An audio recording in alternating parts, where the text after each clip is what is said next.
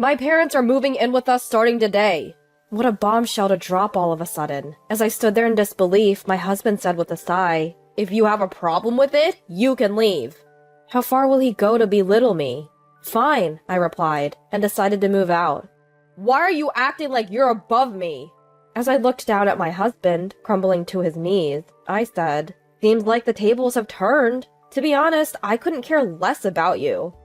My name is Emily, a 30-year-old homemaker. I've been married to Alec for 5 years. We met at a party and got married after dating for about a year and a half. When we get married, I'd like you to be a homemaker, Alec had said, so I quit my job. I could have continued working a bit longer, but if Alec wanted me to be a homemaker, I wanted to fulfill that wish. So I became a homemaker, dedicating myself to housework and supporting Alec. Alec works as a salesman, appearing to be very committed to his job. Welcome home!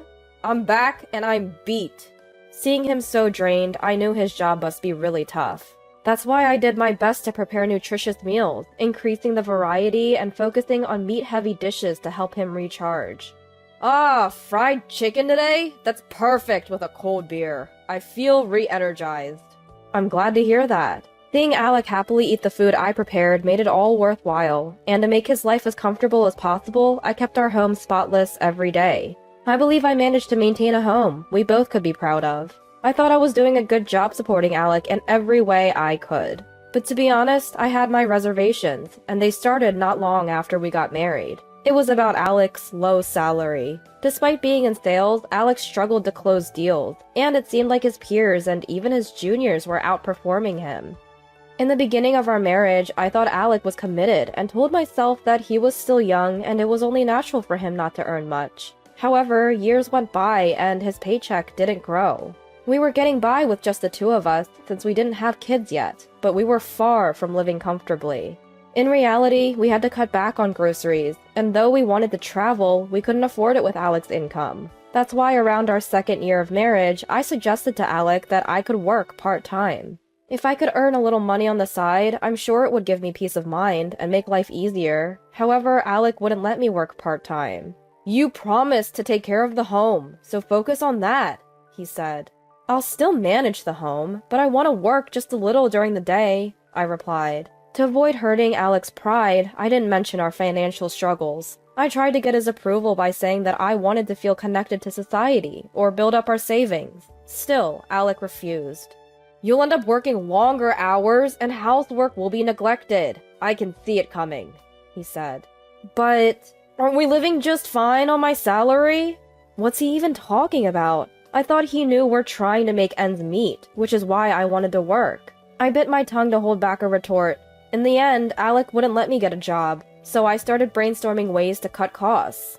I switched to a cheaper phone plan, canceled our Netflix, and trimmed our fixed expenses as much as possible. I even sold my car to save on insurance and other related costs. Honestly, we only need one car, and I rarely use it during weekdays. Just by doing these things, I was able to save around $200 a month.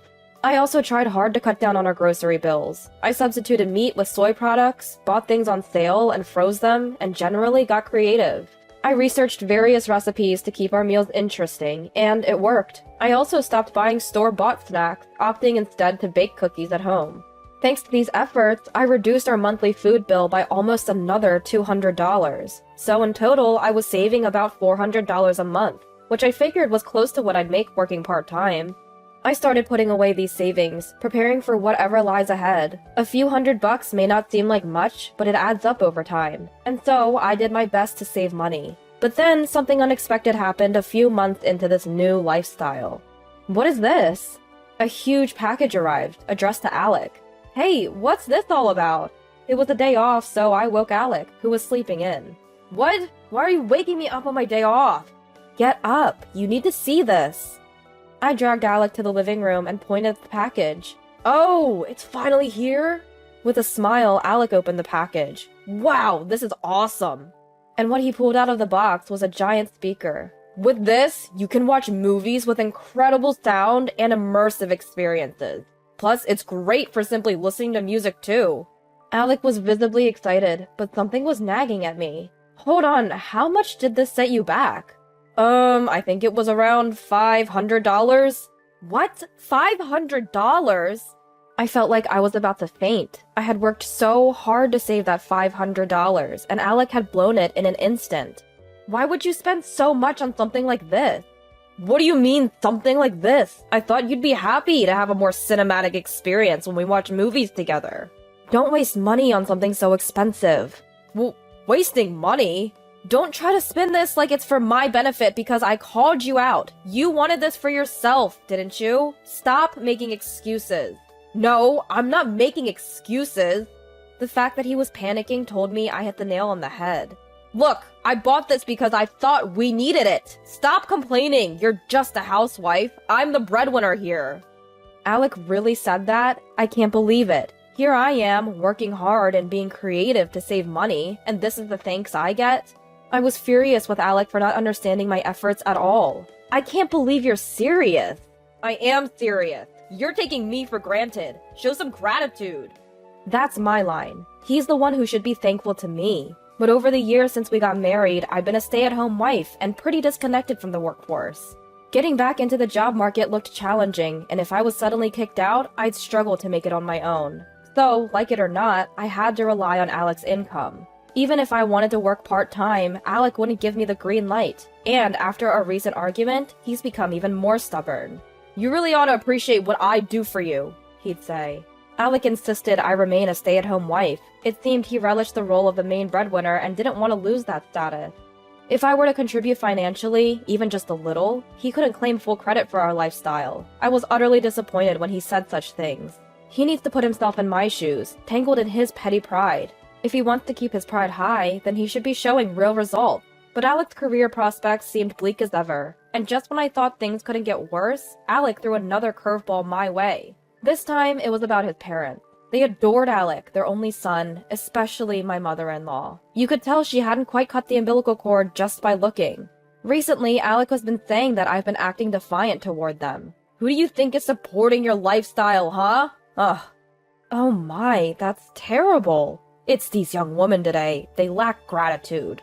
Clearly, you're not grateful enough for Alec, who provides for you, or for us, who gave birth and raised him. Exactly, that's it. Mom, Dad, please help in educating Emily. Sure, leave it to us. We need to teach her what respect means. She can't even spell it, can she? Ugh. That's how Alec and my in-laws belittled me. Why are they so mean-spirited? I regretted not recognizing Alec's true colors before we got married. And then, out of the blue, Alec made an unexpected announcement. Starting today, my mom and dad are moving in. I couldn't believe what I was hearing. What are you talking about? As I stood there puzzled, Alec said with a sigh, Don't you understand English? I said we're moving into this house. Got it? As in, relocating here. Why would you decide that on your own? Because I'm the boss in this house, obviously. If you have a problem, just leave. But you'd be lost without me, so good luck with that. Alec mocked me like this. When will he stop looking down on people? Fine. I decided we'd move, but Alec seemed to think I had submitted to him. Don't be rude to my parents, okay? Alec just went on with the conversation. An hour later, my in-laws arrived. Mom, Dad, good to see you. We're tired from hauling all this stuff. Let's have her carry everything then. Sounds good. Go ahead then. With a simple see you later, my in-laws dropped their heavy bags by the front door and disappeared into the living room. I started moving the bags to the designated room, one by one. In that moment, a thought crossed my mind. Why on earth did they want to move into our place? If the whole point was to live together, wouldn't it make more sense for Alec and me to move to their house? We're in a rental apartment that's just about big enough for the two of us. Squeezing 4 adults in here would be tight. On the other hand, they live in a spacious house with plenty of rooms. Even Alec could easily commute to work from there. So why would they go out of their way to move here? It really bothered me. From then on, my in-laws and Alec treated me like a servant. They piled on household chores, taking liberties and doing whatever they pleased. Is this the best meal you could prepare when we've come all this way? Get us more of the good meat we had the first day. You're useless, you know that? Here I was, getting put down by my in-laws who had moved in with us. But the truth was, I had been providing them with the best food I could afford on Alec's salary. If we spent any more, we'd be eating nothing but cereal until the next payday. I didn't want to live that way, though I tried my best to strike a balance between treating us and saving money. That's why I didn't deserve to be treated the way I was by them. While enduring their constant criticism, I started to do some digging on my own. I discovered something shocking after talking to neighbors from where my in-laws used to live. Apparently, they were addicted to gambling. They'd been spotted going to gamble almost every day. The neighbors suspected this habit had led them into debt, forcing them to sell their house. It gave me chills to hear this. But it also explained why they had to move in with us. My in-laws would often leave the house together during the day. They'd say they were going for a walk and remind me to clean the house. I had a hunch they were going to gamble. One day, after they left, I decided to follow them discreetly. Sure enough, they were gambling. Now I was certain. They were dependent on gambling, and it had forced them to sell their house and move in with us. I couldn't see my life turning out well if I stayed in this situation. I decided I needed to leave this house, job or no job. I couldn't go back to my parents' house, where my brother and his wife were living, but maybe I could explain my situation and stay for a few days. That was my plan, as I began to look for work.